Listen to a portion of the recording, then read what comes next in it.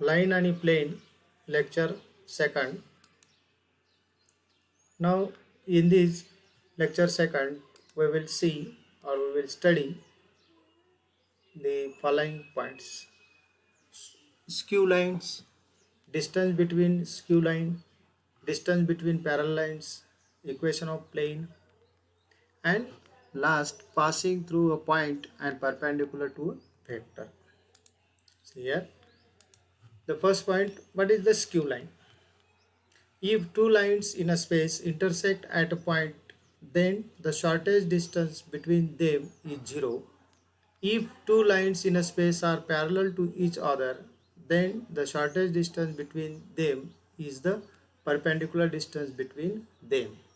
A pair of lines in a space which is either intersect each other, neither intersect each other nor are parallel to each other are called skew line. See here, the line SQ and the line CP is a skew line. Both these lines are neither parallel or nor intersect. Therefore, such types of line in a space is called as skew line. Both the lines are parallel and the distance between these two lines is 0, shortest distance. Therefore, such lines is called as a skew line. Now the next, distance between the skew line. How to find the distance between the skew line? The theorem is arises. The distance between the line, this is the equation of line in vector form, and second, this is also the equation of line in second form. This is the second equation and this is the first equation of line, and its distance is like this: magnitude of a2 minus a1 vector multiplied by b1 vector cross b2 vector divided by magnitude of b1 vector cross b2 vector. See here, this is the line L1 and this is the line L2. The line L1 is equation is like this and line L2 is equation is like this. Both L1 lines parallel to the vector b1 and L2 line is parallel to the vector b2. Then these PQ perpendicular distance, this is the shortest distance between the two skew line like this. Now by proving this, first of all, consider the line L1 and L2 be the two line whose equations are, first line is r equal to a1 vector plus lambda 1 b1 vector, and second line L2 is a2 vector plus lambda 2 b2 vector like this, because here b2 vector is parallel to L2 and b1 vector is parallel to L2 vector like this respectively. Then find the length of PQ. This is the perpendicular distance or this is the shortest distance between the skew line. Is it correct? Then L1 and L2 passes through the point A and B respectively. A point is position vector A1 vector and B point is position vector A2 vector like this. Line L1 and L2 are parallel. See here, line L1 and L2 parallel to the vector B1 vector and B2 vector respectively. As PQ is a perpendicular to both L1 and L2 line. बघा हे PQ जे अंतर आहे हे perpendicular distance आहे L1 लाईनचा आणि L2 लाईनचा. That is the parallel to B1 vector cross B2 vector. कारण हे दोघं काय आहेत, हे पॅरल आहेत म्हणून यांचा व्हेक्टर प्रॉडक्ट घेतला आहे, B1 vector cross B2 vector.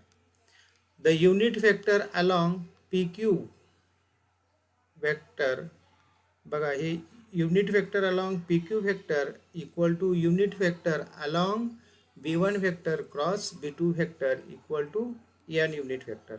म्हणजे ह्या PQ व्हेक्टरचा along कोणत्या वेक्टर आहे, B1 vector cross B2 vector, and this is the unit vector n like this.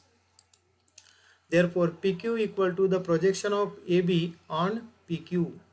बघा PQ लाईन दिलेली होती perpendicular distance आणि ए बी लाईन जी आहे त्याची प्रोजेक्शन ऑन पी क्यू काढायची, म्हणून A B vector dot N unit vector. Therefore P Q vector equal to हे perpendicular distance काढायचं आहे, म्हणजे ए बी वेक्टर म्हणजेच position vector of B minus position vector of A. Position vector of B म्हणजे काय आहे A two vector, आणि position vector of A म्हणजे काय आहे ए टू वेक्टर. हा झाला पहिला. दुसरा unit vector P Q vector along unit vector, तो काय आहे vector product of B one vector and B two vector divide by magnitude of B one vector cross B two vector. This is the vector product, म्हणजे हा unit vector आहे.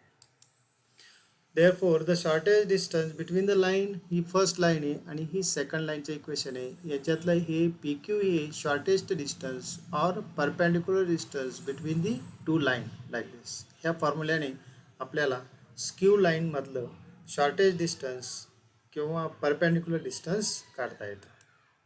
मग याच्यातले काही remark आहेत.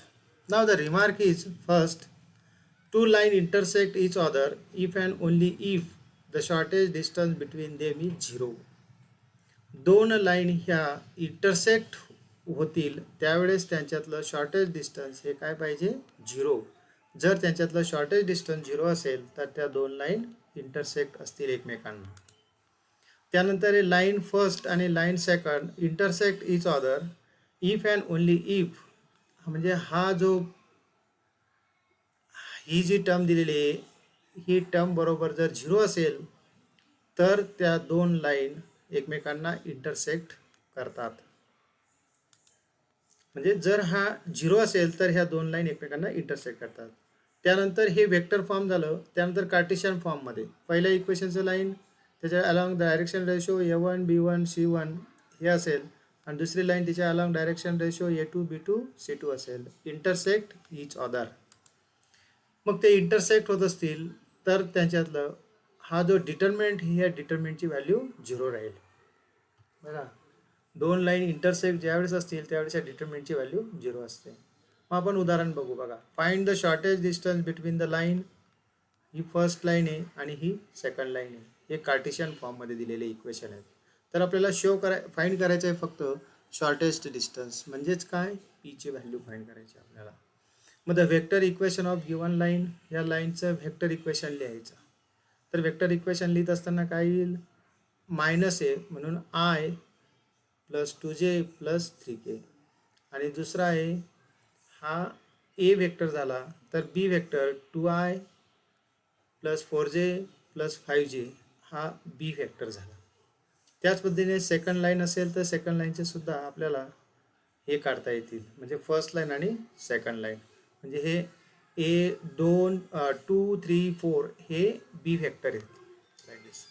The shortage distance between the line R vector and second R vector, त्याच्यातलं हे shortage distance आहे. म्हणून इथं A2 vector minus A1 vector याचा डिफरन्स घ्यायचा आणि B1 vector and B2 vector its vector product आणि त्यांची मॅग्निट्यूड घ्यायची. घेतल्यावर आपल्याला इथं बघा A1 vector A2 vector B1 vector आणि B2 वेक्टर, म्हणून A2 vector minus A1 vector हे काढायचं.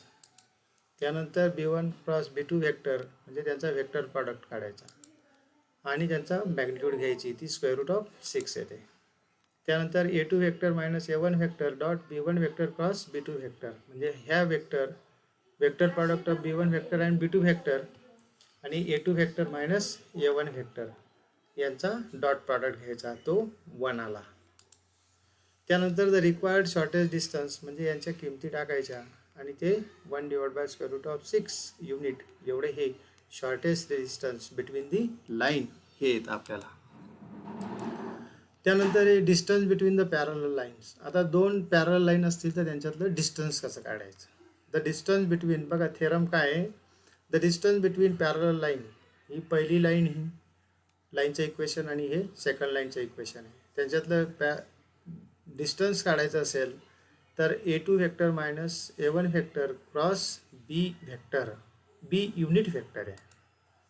बघा इथं ही L2 लाईन आणि ही L1 लाईन, ह्या दोघांमधलं पॅरलल डिस्टन्स, पॅरलल लाईन आहेत तर त्यांच्यातलं BM हे काढायचं आपल्याला. मग let the lines represented by R first line and ही second line. म्हणजे इथं B vector is a parallel to A1 and L1 and L2 line same आहे, फक्त इथं A1 वेक्टर आणि A2 वेक्टर हे आपल्याला फाइंड करायचे आहे, म्हणजे काढायचे त्याच्यावरून. मग L1 and L2 lines L1 and L2 passes through. First line pass A1 vector A point and second line L2 pass through B respectively. Then the BM is a perpendicular to L1 to find BM. मग ही BM ही perpendicular आहे या L2 आणि L1 मध्ये, म्हणून ते आपल्याला find करायची आहे. तर फाइंड करायची असेल तर इथं ट्रायंगल आपल्याला घेता येईल. तर ट्रायंगल कोणता आहे? AMB is a right angle triangle. Therefore, or let the measurements of angle BAM is a theta. म्हणजे हा AMB हा राईट अँगल असेल तर याच्यामध्ये measurements of angle BAM is a theta असं आपण कन्सिडर करायचं. मग याच्यातला रिलेटेड साइन थिटा काढायचा. बघा मग sine theta equal to BM divided by AB. बघा कोणासमोरील बाजू BM divide by AB hypotenuse. मग BM equal to AB sine theta equal to AB sine theta. आता इथं sine theta AB multiplied by 1 multiplied by sine theta magnitude घेतली. Sine theta equal to 1. आता इथं 1 ने मल्टिप्लाय केलं आहे आपण, म्हणजे अरेंज केलं आहे, आणि 1 म्हणजे काय? युनिट वेक्टर, म्हणून magnitude of B vector unit vector sine theta. मग या दोघांमध्ये आपल्याला बघा AB vector cross B unit vector equal to A2 vector minus A1 vector cross B unit vector like this. The distance between the parallel lines. म्हणून ह्या दोन line मधलं पॅरल लाईन असतील तर त्यांच्यातलं डिस्टन्स आपल्याला BM इक्वल टू या फॉर्म्युल्याने काढता येतील. त्यानंतर हे प्रॉब्लेम्स त्याच्यावरचा find the distance between the parallel line. ही एक लाईन आहे आणि ही दुसरी लाईन आहे, या दोघांतलं डिस्टन्स काढायचं आहे. The distance between the parallel lines R and second R. ही फर्स्ट लाईन आहे आणि ही सेकंड लाईन आहे. तर आपल्याला A1 आणि A2 लिहायचे आहे.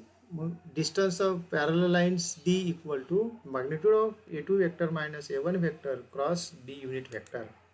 मग A1 वेक्टर A2 वेक्टर आणि B वेक्टर आहे याचा युनिट वेक्टर काढायचा. मग A2 मायनस A1 वेक्टर काढायचा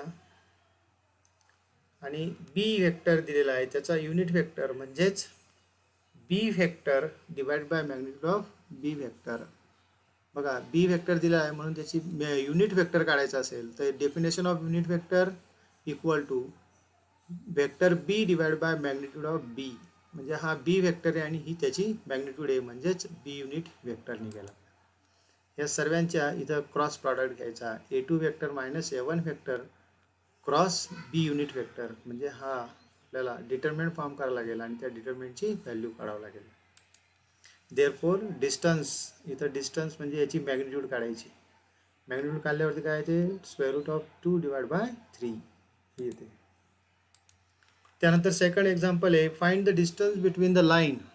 ह्या दोन लाईनमधलं डिस्टन्स काढायचं आपल्याला. तर ह्या लाईन काय दिलेल्या आहेत आपल्याला? कार्टेशियन फॉर्ममध्ये दिलेले आहेत. तर आपल्याला त्यांचे वेक्टर फॉर्ममध्ये लिहावं लागतील. बघा ते वेक्टर फॉर्ममध्ये लिहिलेले आहेत. ठीक आहे, कारण इथं A वेक्टर हा 0 आहे वेक्टर आणि इथला A वेक्टर काय आहे? 1 व I plus J plus K हा आलेला आहे आणि हा म्यू हा सेकंड लाईन आहे म्हणून तिचा ABC हे दिलेलं आहे आपल्याला. B वेक्टर म्हणजे 2I minus J plus 2K या पद्धतीने. The distance between the parallel line, या दोन लाईन मधलं पॅरल डिस्टन्स आपल्याला D equal to A2 vector minus A1 vector cross B unit vector. मग A1 vector 0 vector, A2 vector आणि B vector. मग इथं A2 vector minus A1 vector काढायचा आणि त्याची मॅग्निट्यूड घ्यायची. बघा A2 vector minus A1 vector त्याची मॅग्निट्यूड काढायची. ती मॅग्निट्यूड आपण नंतर काढूया. त्याच्यापूर्वी B वेक्टर दिलेला आहे, त्या B वेक्टरचा युनिट वेक्टर काढायचा असेल तर B unit vector equal to B vector divide by magnitude of B vector या पद्धतीने. त्यानंतर त्यांचा क्रॉस प्रॉडक्ट घ्यायचा. तो क्रॉस प्रॉडक्ट आला मायनस आय मायनस के. याची मॅग्निट्यूड घ्यायची. म्हणजे मॅग्निट्यूड घ्यायची म्हणजे काय आली ती square root of 1 square plus minus square root of 1 square म्हणजे 1 प्लस 1 2 म्हणून स्क्वेअर रूट ऑफ 2 हे त्यांची डिस्टन्स आलं आहे. Square root of 2 unit.